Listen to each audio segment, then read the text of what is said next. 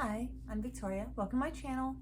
So, a few months ago, I was not handling my holiday stress the best possible.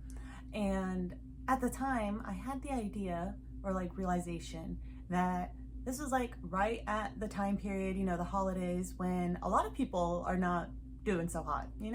So that led me to think about how reading is a really important hobby to me. Of my hobbies, it's the one that I spend the most time doing. And when I'm feeling depressed, it becomes harder to do anything really.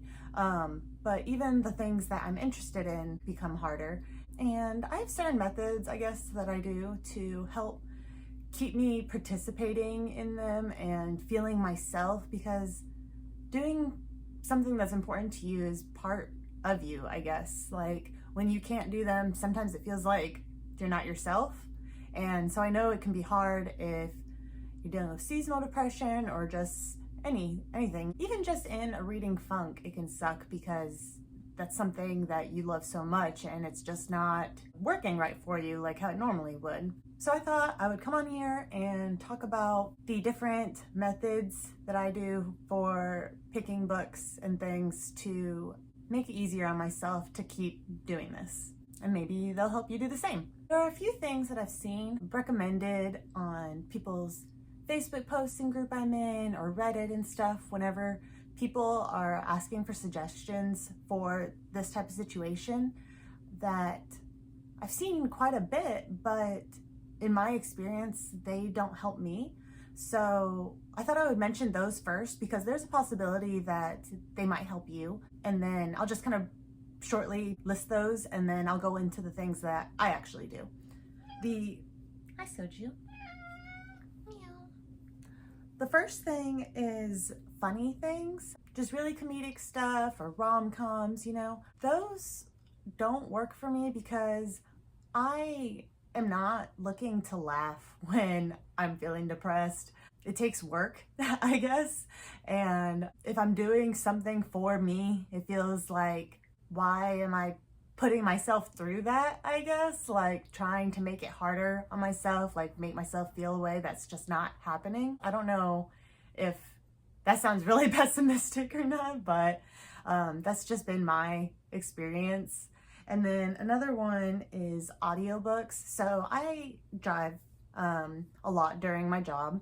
And so I listen to a lot of audiobooks, but I have noticed that when I'm feeling depressed, I can't listen to audiobooks. Like it goes in one ear and out the other. I have no idea what's going on. Next thing I know, an hour's passed and I can't tell you anything about the book.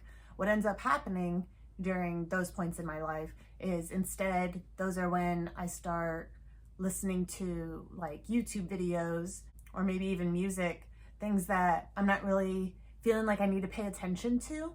But I know that that can be a good alternative for people if they're able to stay focused on like listening, even if they can't stay focused or have the energy to physically read.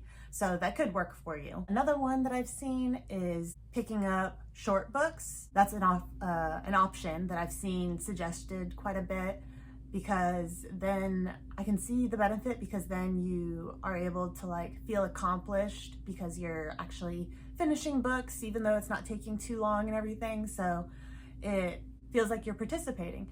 And one of my options has similarities to this one, so I definitely understand this one, but it's not something that I reach for in my reading during these points. And I think that has more to do with the fact that I don't set specific reading goals. Like I don't have a Goodreads challenge of I'm gonna read 50 or 100 books in a year or whatever.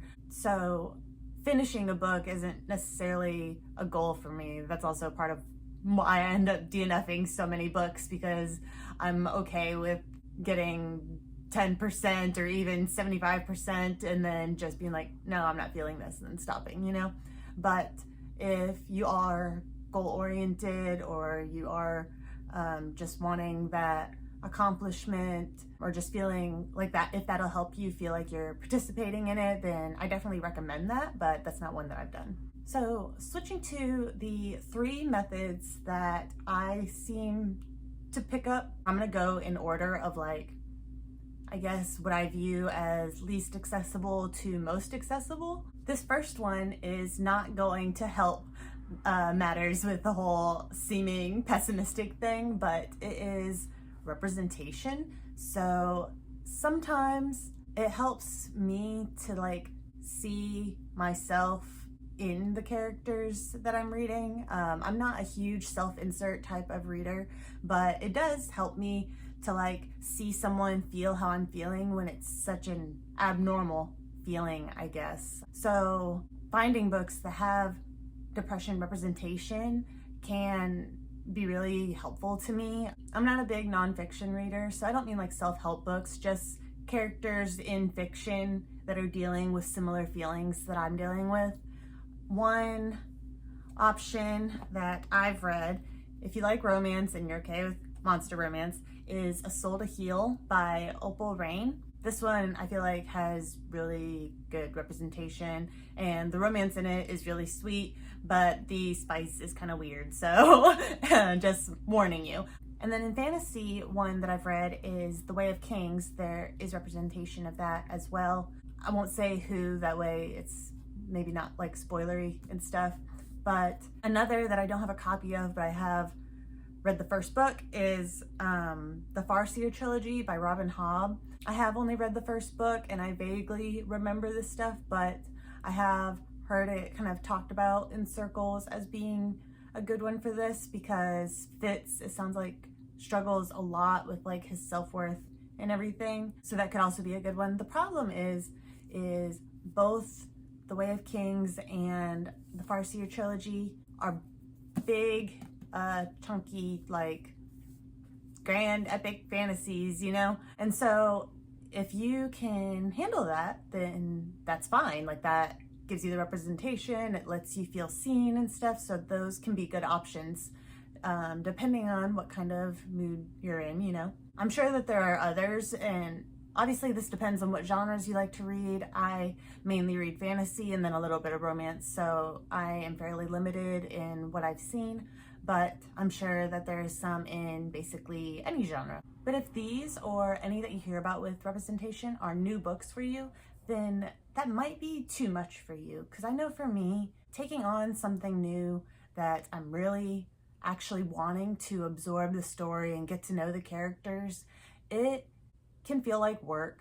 I just won't have the energy for it. Like, there's no processing power going on up here, and so I need something that's not going to be so mentally taxing, I guess. And so that leads me to my other two options. Oh, and real quick, just another subgenre that I think could fit into this, but not directly, would be like, if you read fantasy, grimdark. So even though that's not necessarily depression representation, I think it fits in the wanting to feel what I feel vibe of just, if you're feeling miserable, then it can weirdly be like a kind of satisfaction to just see everything go bad. Not meant to be medical advice, might not be the healthiest method, but it can be nice to just be like, see, I knew it, that sucks. Option 2 is to reread a favorite. This one can be really nice because you already know that you love the story, and since you know the story, you don't have to necessarily pay as much attention to things. You're just getting to re-enter a world that you love, and also a lot of times book characters can kind of feel like friends if, you know, especially with series, if you spent a lot of time with them and you feel like you get to know them, it can feel like nostalgic or heartwarming to be with them again. So rereading a favorite can be really good for that, especially at a time where you're likely needing someone, like if you don't have people you can talk to and stuff. It can feel good to just kind of mentally surround yourself with something you know and love. And also, another reason why I think that this and my next point can be really good is when I'm feeling depressed, it's like a fog. So not only will I not feel as present, but also my memory becomes garbage. I have a bad memory to begin with, but at those points, it's even worse. I think it's like, because of that fog and not being present, I'm not able to like fully process everything that is going on, or in this case, I'm reading. So then when I try to recall it, I'll have a harder time remembering details, or not even necessarily details, full plot things. Like I could just be like, no idea. I read it, that's it, you know? And so rereading a book can be good because you're doing it, like you're reading, but you're not having to have that processing action going on. So then after you've read the book, you can still be like, yeah, this is what it was about, and like talk to people about it and stuff. So that is one extra benefit, I guess, to this point. For me personally, YA specifically is really good for this. Rereading an adult fantasy series can work for me, but a lot of times when I look at them in these situations, I'll be like, but the books are so big, or what if there's like Easter eggs that I missed, or I just didn't pay attention to all the like context clues in there for like foreshadowing. And so YA, you still have the good story and the lovable characters, but a lot of the time there's like a gentleness to the writing, particularly like the writing style, that is soothing to me. YA writing style, not all of them, but a good amount of what I've read has a very distinct vibe, you know?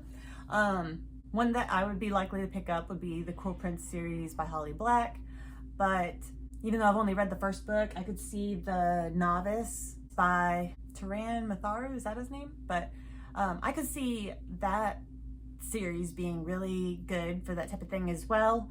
Once Upon a Broken Heart. And those are just mine, you know, those are my YA favorite reads, like the vibe that I would go for if I was looking to do that.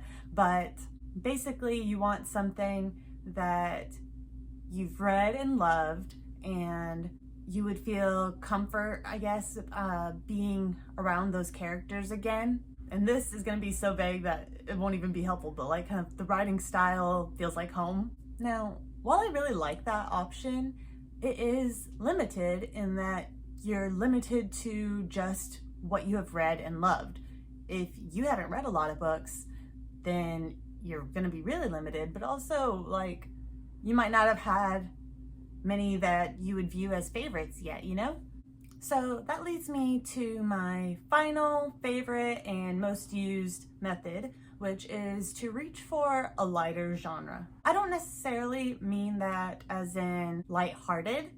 It certainly could be for you, but what I mean is light mentally, like a lighter mental load. So my normal reading is I read a lot of YA and adult fantasy. I love politics, epic world building, complex magic systems, scheming, you know? I love all that stuff, but that often in these situations is way too much for me. So instead, what I typically find myself reaching for is romance is a big one. Kindle Unlimited has been amazing for this. They have a lot of romance options that I would never reach for, and a wide variety of like tropes that I don't see in the mainstream books that I pick up, but I sometimes enjoy quite a bit. One that I've picked up a lot in the past would be like magical university, like romance with drama and stuff. Think like Zodiac Academy. There's a ton of those magical university series on Kindle Unlimited, and something like that would be like one of my depression reads, just because there's a predictability to this specific trope, but also romance as a whole, you know, like, you know, if it's a romance, then the couple's gonna get together in the end. But for this specific trope, you know, it'll be like, girl arrives at a new university, probably feeling like an underdog, might not know she has powers or hasn't come into them yet. Relationship drama, classmate drama, you know? And then typically they end up getting overpowered. The main character becomes OP, you know? But these predictable steps that the story takes allow me to kind of turn my mind off. And so I can read, and the story is easy to absorb, and I can feel like happy that I'm actually doing something that I love while not feeling like I have the energy to do it. It's a weird balance, I guess. Another one that is new for me that I just made a video about is Lit RPG. This is in a different way, but similarly, the common ground is the predictability of it. Kind of seeing the apocalypse, aliens are real, now we have to learn how to use this system, but I got a cool new class and I'm super badass and can take care of everyone while they're over there freaking out, you know? It's kind of like peaceful, I guess, to know what to expect. And these are just the ones that I found, you know, romance and lit RPG, but whatever genre you read, I'm sure that there is a niche in there that could be that for you. I don't know what horrors would be, but mystery, sci-fi, and all those, I'm sure that there's ones in there that would fit. Like I said about the rereading favorites point with the whole memory thing, I think that that is why having a lighter, predictable genre that I can reach for really helps me, because I like finding new books and don't necessarily always want to be like rereading a favorite when I'm feeling like this, but I know I'm not gonna remember like everything that's going on. And that's why when I do my tier ranking video, I leave a section for I read this, because most likely there's gonna be at least one, if not multiple books that I'm just like, I recognize the title and that's it, you know? But these genres, I picked them up for this purpose, and I'm not particularly concerned about having like a thorough read through where I'm doing character analysis and learning the magic system, like if it's something intense or detailed like some of my other books that I read. And so I'm okay with kind of forgettability, I guess. And I don't mean that to insult these genres at all. If they're primary genres that you read, enjoy them, like analyze them and everything, like go for it. But they're just not that for me. They have a specific role for me, and they're really good at it. But yeah, so these are the different methods I've either heard of or I've used for being able to read while feeling like you don't have it in you to read. And some of these might have felt obvious, but you know, if it's not something you've experienced before, then the first time it won't be obvious to you, you know? So hopefully having this out there might help someone. But yeah, so thank you guys so much for watching. I hope you have a great day. Bye.